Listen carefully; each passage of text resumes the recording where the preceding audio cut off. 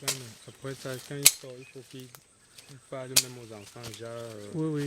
il est presque 12. Il n'est plus question aujourd'hui de dire aux chrétiens allez faire ceci. Et quelquefois, même quand on les appelle, ils ne sont pas là. Alors le curé est obligé d'aller au champ. Comme vous êtes venu, n'est-ce pas, me trouver en train de travailler et transpirant à grosses gouttes comme ça. Donc,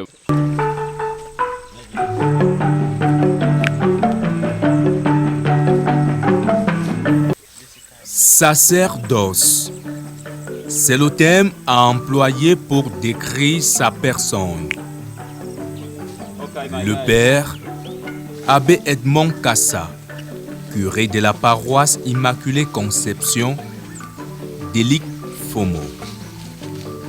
C'est ici que débute sa journée.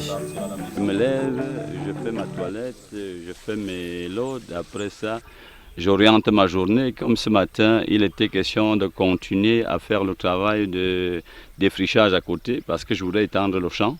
Et après ça, dès que j'ai terminé, je suis venu au niveau du petit champ, n'est-ce pas, d'arachides, des manioc, tout compris. Vous voyez un peu comment ça pousse là. Et l'herbe ne nous laisse pas tranquille.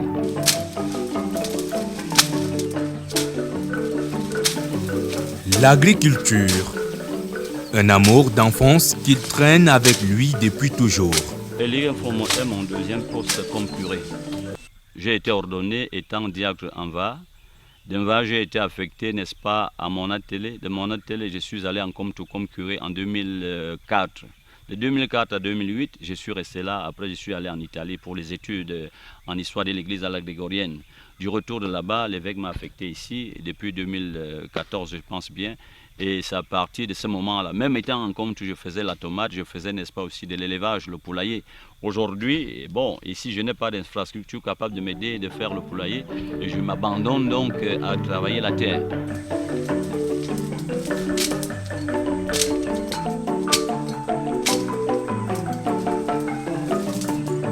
Manger à la sueur de son front et ne pas dépendre des chrétiens, c'est une option de vie que le père Abbé Edmond Kassa assume. Pour le moment, il y a un champ de combiné, n'est-ce pas, de maïs, arachides, concombres et tout ce qui se passe. Mais de l'autre côté, au fond, plus encore au fond, il y a 300 buttes d'igname que nous avons déjà faites. Et de l'autre côté, il y a une pépinière derrière. Ça fait donc qu'on étend le champ au fur et à mesure que nos moyens nous le permettent, la santé surtout. Il y a également, vous voyez, du plantain derrière vous.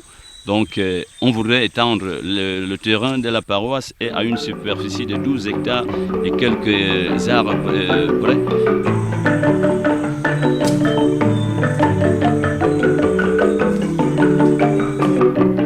À la seule différence que le fruit de ses mains fait le bonheur de la contrée. Il y a d'abord le fait qu'on est aussi habilité à partager. Le champ d'igname, je n'ai jamais consommé les ignames seul. J'ai des amis, par exemple vous, je peux vous inviter un jour, je vous dis, bon, venez maintenant récolter notre champ d'igname. Je peux également aussi apporter des ignames à une maman qui n'en a pas. Donc je peux inviter des amis à venir manger ces ignames, manger le produit de mes mains.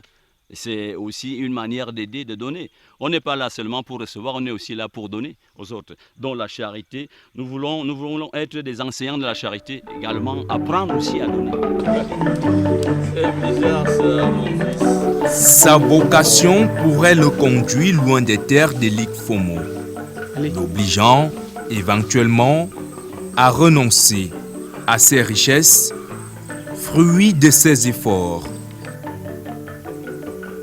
Le curé en a conscience et s'en irait sans aucun regret. La terre, une plantation de cacao, la terre appartient au diocèse, à la paroisse. Par conséquent, vous avez vu le champ d'ananas, le champ d'igname tout à l'heure, le champ de manioc, de maïs et tout ce que nous avons investi là-bas comme effort personnel. Lorsque l'évêque m'affecte, je n'emporte rien. Tout reste pour la paroisse, pour le confrère qui va arriver après. Donc, je serai obligé de me battre ailleurs pour trouver également aussi d'autres moyens.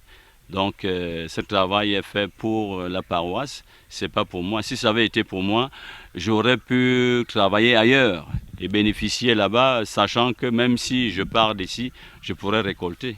Je me donne corps et âme. Je me dépense, sachant que le Seigneur va me récompenser un jour. avant que je ne quitte ce monde, tout ce que je pourrais lui demander, c'est de me garder et également me donner la santé pour pouvoir travailler partout où je pourrais aller. Le père abbé Edmond Kassa, un exemple de vie qui donne envie d'être suivi. L'Église peut en être fière.